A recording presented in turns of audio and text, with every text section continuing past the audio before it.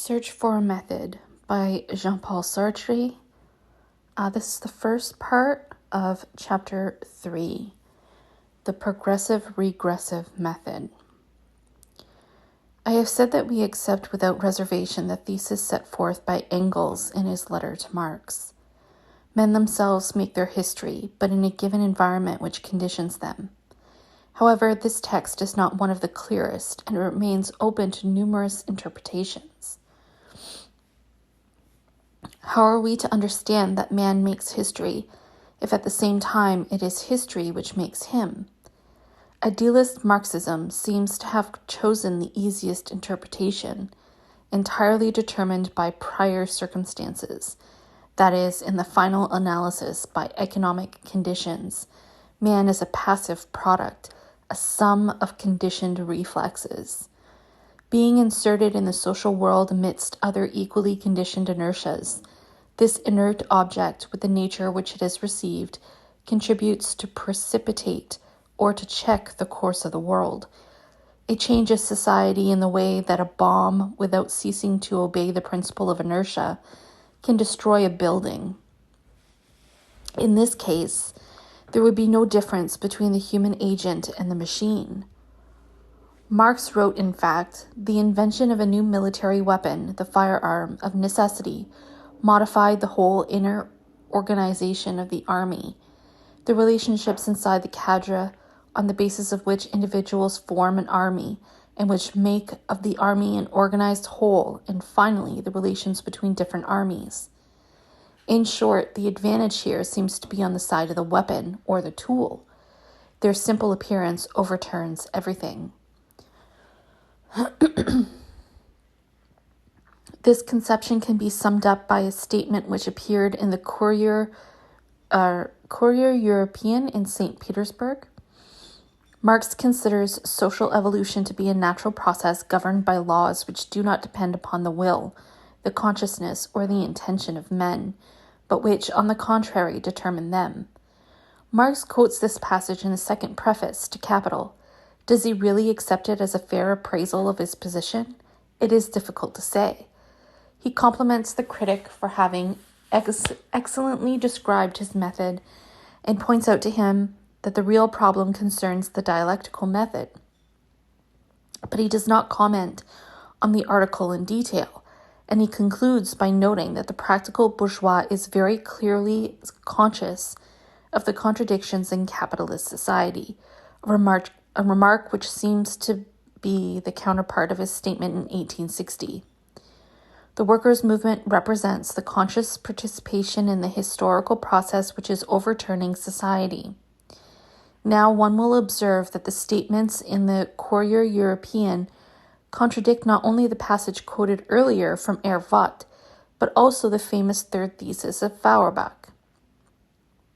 The materialist doctrine, according to which men are a product of circumstances and of education, does not take into account the fact that circumstances are modified precisely by men and that the educator must be himself educated. Either this is a mere tautology, and we are simply to understand that the educator himself is a product of circumstances and of education, which would render the sentence useless and absurd, or else it is the decisive affirmation of the irreducibility of human praxis. The educator must be educated.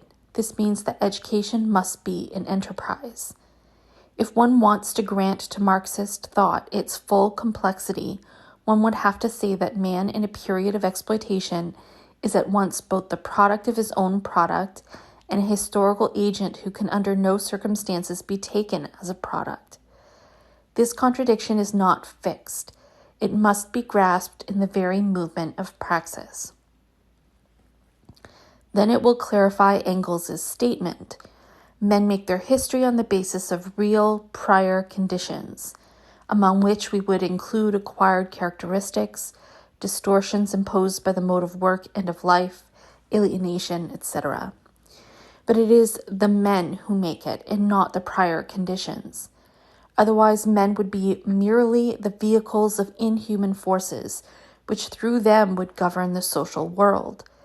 To be sure, these conditions exist, and it is they alone, which can furnish a direction and a material reality to the changes which are in preparation, but the movement of human praxis goes beyond them while conserving them. Certainly men do not grasp the real measure of what they do, or at least its full import must escape them so long as the proletariat, the subject of history, will not in a single movement realize its unity and become conscious of its historical role. But if history escapes me, this is not because I do not make it. It is because the other is making it as well. Engels, who has left us many hardly compatible statements on this subject, has shown in the War of the Peasants, at any rate, the meaning which he attached to this contradiction. After emphasizing the courage and passion of the German peasants, the justice of their demands, the genius of certain of their leaders, especially Munzer, the intelligence and competence of the revolutionary elite, he concludes, in the War of the Peasants, only the princes had anything to gain. Therefore, this was its result. They won not only relatively, since their rivals, the clergy, the nobility, the city, found themselves weakened, but also absolutely, since they carried off the best spoils from the other orders. What was it then which stole the praxis of the rebels? Simply their separation, which had as its source a definite historical condition, the division of Germany. The existence of numerous provincial movements which never succeeded in uniting with one another, where each one, other than the others, acted differently. This was enough to make each group lose the real meaning of its enterprise. This does not mean that the enterprise as a real action of man upon history does not exist, but only that the result achieved when it is placed in the totalizing movement is radically different from the way it appears locally, even when the result conforms with the objective proposed. Finally, the division of the country caused the war to fail, and the war resulted only in aggravating and consolidating this division.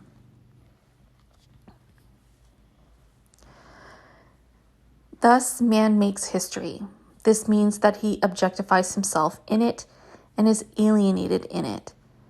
In this sense, history, which is the proper work of all activity and of all men, appears to men as a foreign force exactly insofar as they do not recognize the meaning of their enterprise, even when locally successful, in the total objective result. By making a separate peace, the peasants of a certain province won, so far as they were concerned, but they weakened their class, and its defeat was to be turned back against them when the landholders, sure of their strength, would deny their pledges. Marxism in the 19th century is a gigantic attempt not only to make history, but to get a grip on it, practically and theoretically, by uniting the workers' movement and by clarifying the proletariat's action through an understanding both of the capitalist process and of the workers' objective reality. At the end of this effort, by the unification of the exploited and by the progressive reduction of the number of classes in the struggle, history was finally to have a meaning for man. By becoming conscious of itself, the proletariat becomes the subject of history. That is, it must recognize itself in history. Even in the everyday struggle, the working class must obtain results conforming to the objective aimed at, the consequences of which will at least never be turned back against it. We are not at this point yet.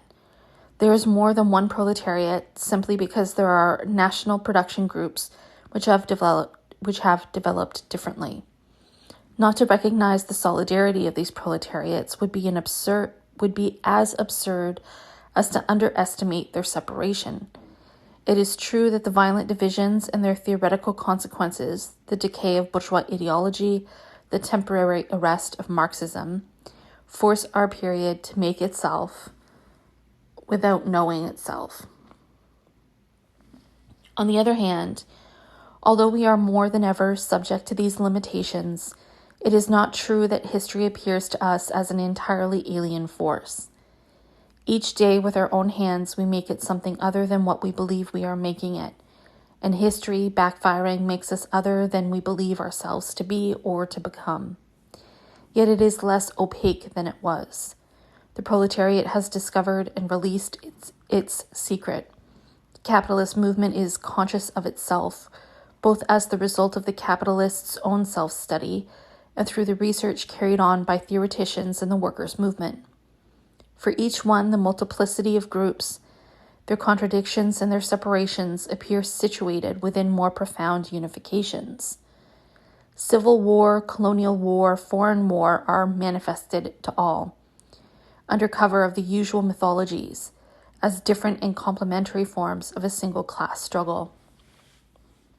It is true that the majority of socialist countries do not know themselves, and yet de-Stalinization, as the example of Poland shows, is also a progress toward the attainment of awareness.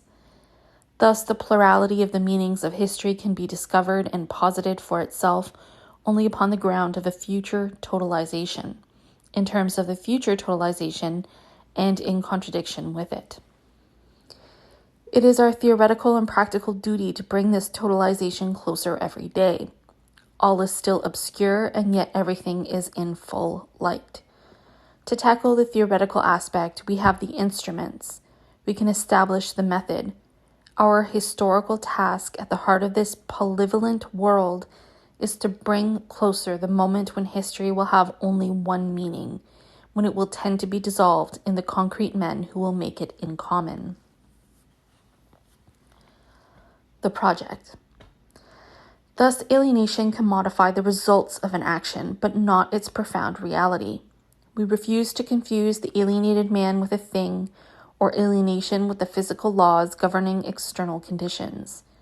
We affirm the specificity of the human act, which cuts across the social milieu while still holding on to its determinations, and which transforms the world on the basis of given conditions.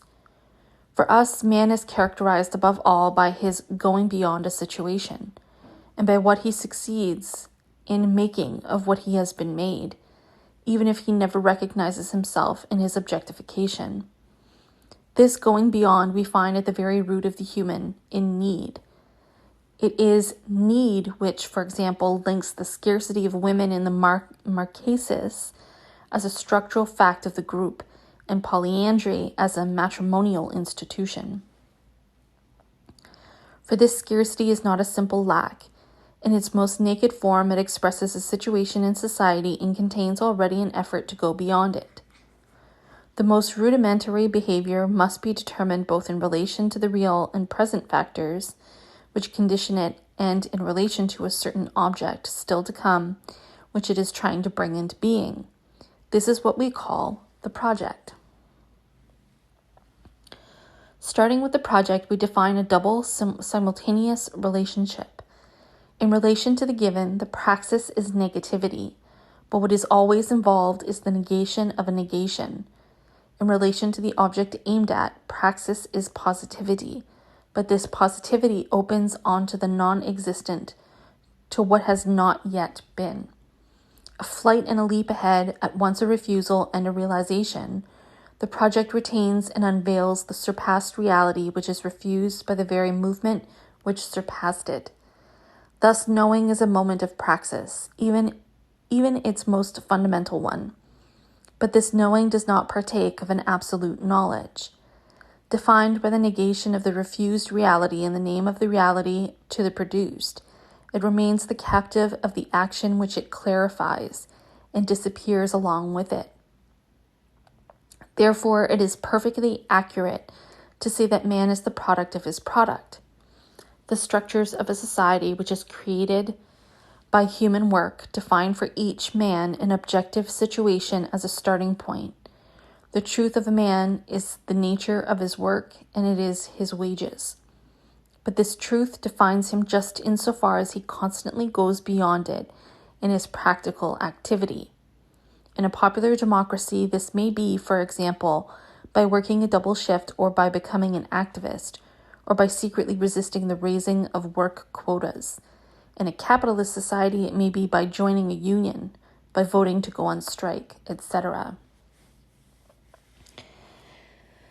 Now, this surpassing is conceivable only as a relation of the existent to its possibles. Furthermore, to say what man is also to say what he can be, and vice versa.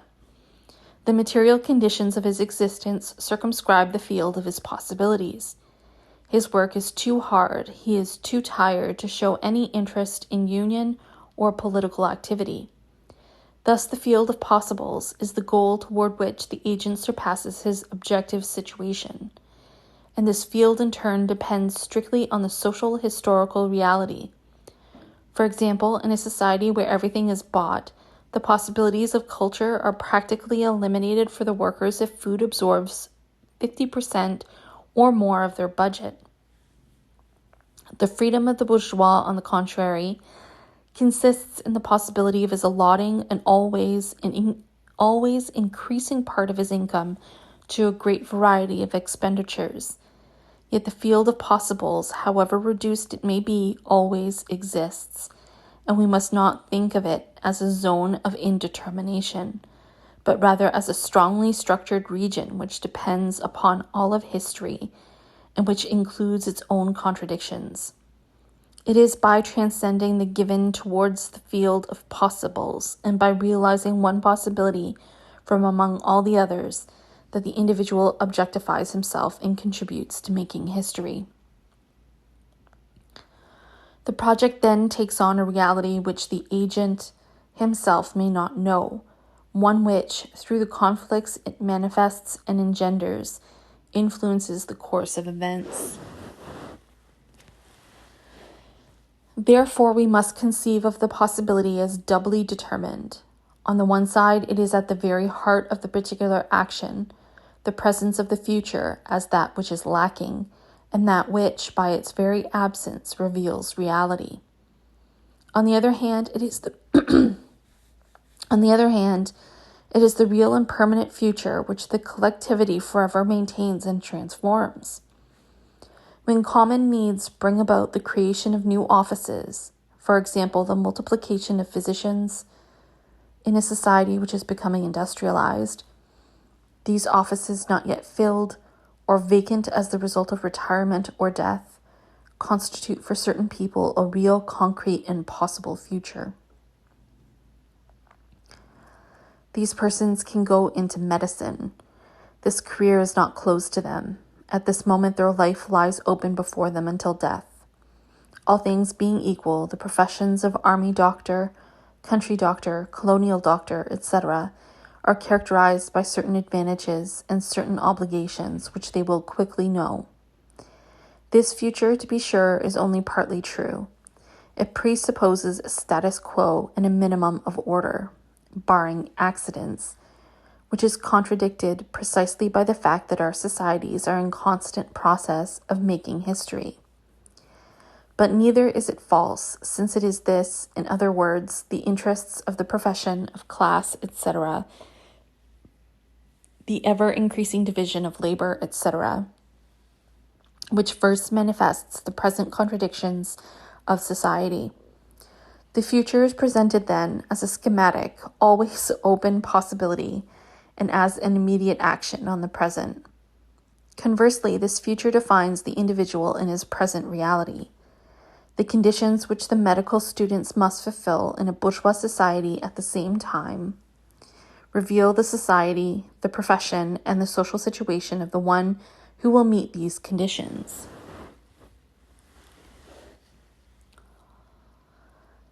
If it is still necessary for parents to be well off, if the practice of giving scholarships is not widespread, then the future doctor appears in his own eyes as a member of the moneyed classes. In turn, he becomes aware of his class by means of the future, which it makes possible for him, that is, through his chosen profession. In contrast, for the man who does not meet the required conditions, medicine becomes his lack, his non-humanity. All the more so as many other careers are closed to him at the same time. It is from this point of view, perhaps, that we ought to approach the problem of relative pauperism. Every man is defined negatively by the sum total of possibles which are impossible for him, that is, by a future more or less blocked off. For the underprivileged classes, each cultural, technical, or material enrichment of society represents a diminution, an impoverishment.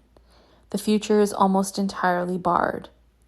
Thus, both positively and negatively, the social possibles are lived as schematic determinations of the individual future, and the most individual possible is only the internalization and enrichment of a social possible.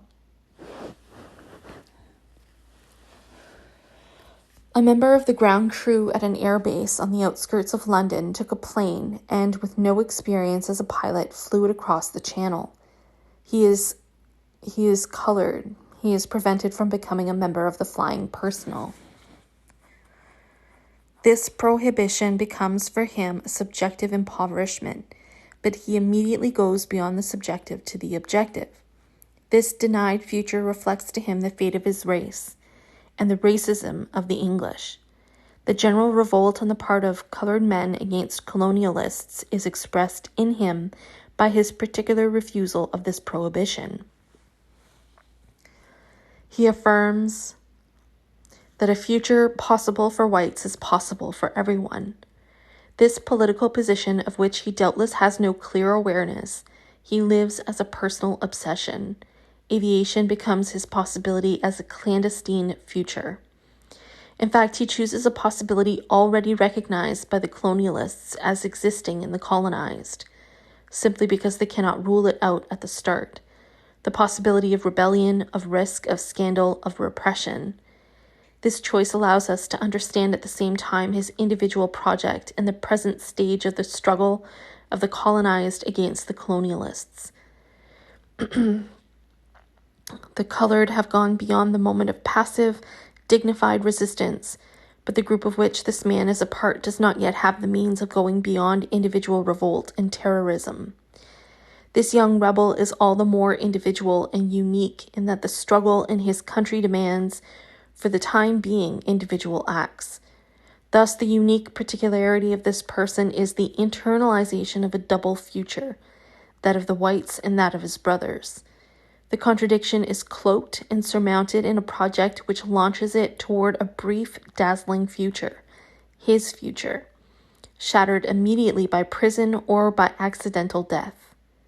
What makes American culturalism and Gardner's theory appear mechanistic and outmoded is the fact that they never conceive of cultural behavior and basic attitudes, or roles, etc., within the true living perspective, which is temporal, but rather conceive of them as past determinations ruling men in the way that a cause rules its effects.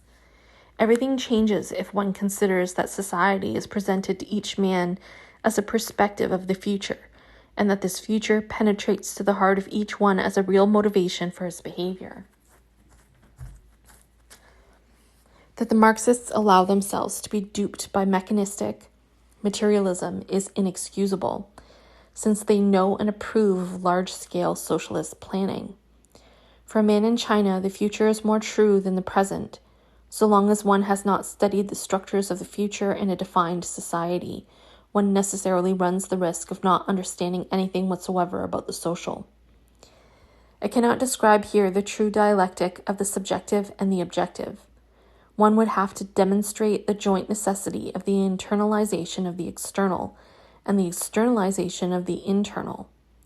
Praxis, indeed, is a passage from objective to objective through internalization. The project, as the subjective surpassing of objectivity towards objectivity, and stretched between the objective conditions of the environment and the objective structures of the field of possibles, represents in itself the moving unity of subjectivity and objectivity, those cardinal determinants of activity. The subjective appears, then, as a necessary moment in the objective process. If the material conditions which govern human relations are to become real conditions of praxis, they must be lived in the particularity of particular situations. The diminution of buying power would never provoke the workers to make economic demands if they did not feel the diminution in their flesh in the form of a need or of a fear based on bitter experiences.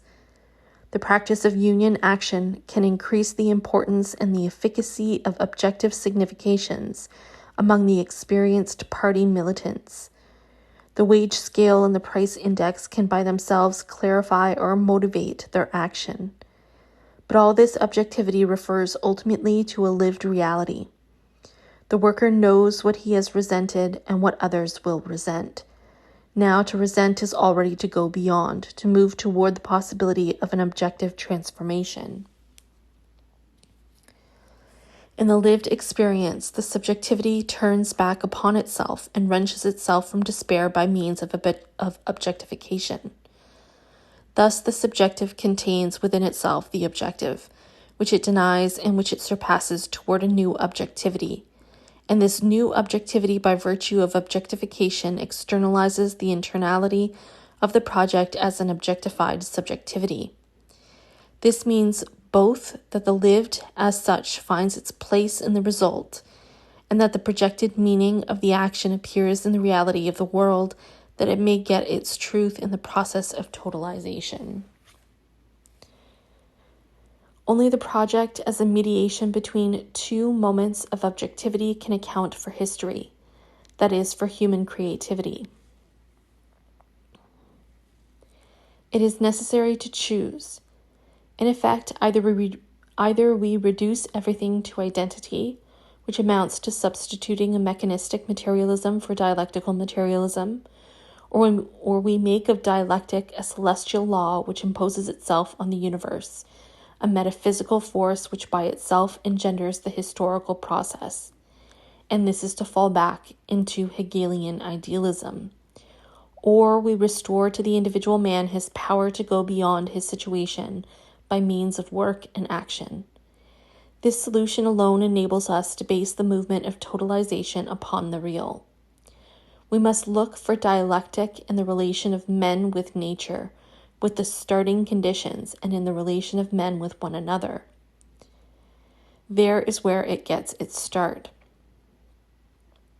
Resulting from the confrontation of projects, the characteristics of the human project alone enable us to understand that the result is a new reality provided with its own signification, instead of remaining simply a statistical mean. It is impossible to develop these considerations here. They will be the subject of Part 2 of Critique of Dialectical Reason. I limit myself here to 3 observations, which will at least permit us to consider this presentation a brief formulation of the problems of existentialism. 1. The given, which we surpass at every instant by the simple fact of living it, is not restricted to the material conditions of our existence. We must include in it, as I have said, our own childhood, what was once both a vague comprehension of our class, of our social conditioning by way of the family group, and a blind going beyond, an awkward effort to wrench ourselves away from all this, at last ends up inscribed in us, in the form of character. At this level are found the learned gestures, bourgeois gestures, socialist gestures, and the contradictory roles which compose us and which tear us apart, e.g., for Flambert, the role of dreamy pious children. Sorry, the text isn't very clear. So e.g. for Flambert, or Flambert. Flaubert. Flaubert, the role of dreamy, pious child, and that of future surgeon, the son of an atheistic surgeon. At this level also are the traces left by our first revolts, our desperate attempts to go beyond a stifling reality and the resulting deviations and distortions. To surpass all that is also to preserve it. We shall think with these original deviations. We shall act with these gestures which we have learned and which we want to reject. By projecting ourselves toward our possible so as to escape the contradictions of our existence, we unveil them, and they are revealed in our very action, although this action is richer than they are and gives us access to a social world in which new contradictions will involve us in new conduct. Thus we can say both that we constantly surpass our class, and that our class reality is made manifest by means of this very surpassing. The realization of the possible necessarily results in the production of an object or an event in the social world. This realization is then our objectification, and the original contradictions which are reflected there testify to our alienation. By now, one can understand that capitalism is expressed through the mouth of the bourgeois, but that the bourgeois does not thereby stop speaking of anything else. In fact, he speaks of all sorts of things. He speaks of his tastes in food, his artistic preferences, his hates and his loves, all of which, as such, are irreducible to the economic process and are developed in accordance with their own contradictions. But the universal abstract signification of these particular propositions is indeed capital and nothing else. It is true that this industrialist on vacation throws himself frantically into hunting, into underwater fishing, in order to forget his professional and economic activities. It is true also that this passionate waiting for fish or for game has in his case a meaning which only psychoanalysis can let us know.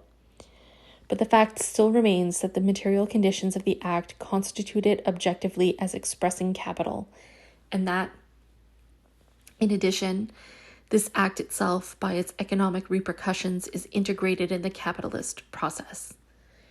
Thus, it makes history statistically at the level of relations of production because it contributes to maintaining the existing social structures.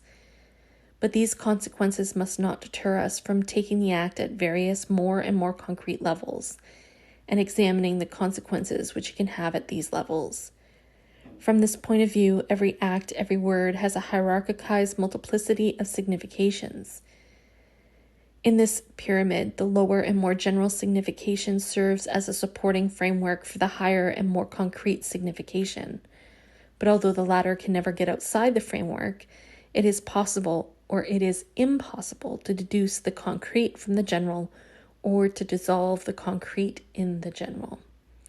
For example, the practice of economic Malthusianism on the part of the French employer involves in certain circles of our bourgeoisie a marked tendency toward avarice. But if one tried to see in the avarice of a particular group or person only the simple result of economic Malthusianism, one would fail to discover the concrete reality. For avarice stems from the earliest years of childhood when the child scarcely knows what money is. It is, therefore, also a defiant way of living his own body and his own situation in the world, and it is a relation to death. The correct procedure is to study these concrete characteristics against the background of the economic movement, but without misunderstanding their specific nature. It is only in this way that we shall be able to direct ourselves toward the totalization. This does not mean that the material condition, here French economic Malthusianism, the type of investments which it determines, the tightening of credit, etc., is insufficiently determining as related to the attitude considered. Or, if you prefer, there is no need to add to it any other factor, provided that one studies on all levels the reciprocal action of the facts which the material condition engenders by way of the human project. Malthusianism can be lived by the son of a small businessman, that archaic category which our Malthusians still hold on to for support, in the poverty and insecurity of his family, and as the perpetual necessity of calculating, of economizing penny by penny. Although very often the father is merely his own employee, the child may discover in him an attachment to property which becomes the more violent as the property is the more threatened. Under certain circumstances, the child may experience the struggle against death as another aspect of this rage to possess. But this immediate relation to death, which the father flees in the owning of property, comes precisely from the owned property itself, inasmuch as it is lived as the internalization of the radical external. The specific characteristics of the thing possessed, felt as the separation of men and the solitude of the property owner facing his own death, condition his will to tighten the bonds of possession, that is, to find his survival in the very object which announces to him his disappearance. The child may discover, surpass, and conserve in a single movement the anxiety of the owner on the brink of ruin, and of the man, a prey to death. Between them, the child will realize a new mediation, which may be precisely avarice. These different moments in the life of the father or of the family group have as their common source relations of production apprehended through the movement of the French economy. But they are lived in different ways because the same person, and with still greater reason the group, is situated at different levels in relation to that unique but complex source. Employer, producer, he often works himself, consumer, etc. And the child, these moments come into contact, modify one another within the unity of a single project, and thereby constitute a new reality. There are a few further points which we ought to note. In the first place, we must remember that we live our childhood as our future. Our childhood determines gestures and roles in the perspective of what is to come. This is not a matter of the mechanical reappearance of montages. Since the gestures and roles are inseparable from the project which transforms them, there are relations independent of the terms which they unite, and which we must find at every moment of the human enterprise. Surpassed and maintained, they constitute what I shall call the internal coloration of the project. In saying this, I distinguish them as much from motivations as from specifications. The motivation of the enterprise is one with the enterprise itself.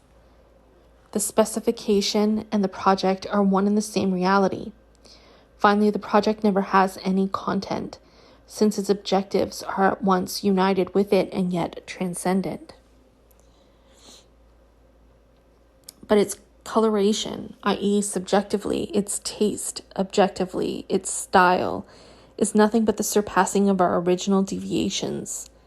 This surpassing is not an instantaneous movement. It is a long work. Each moment of this work is at once the surpassing, and to the extent that it is posited for itself, the pure and simple subsistence of these deviations at a given level of integration. For this reason, a life develops in spirals. It passes again and again by the same points, but at different levels of integration and complexity.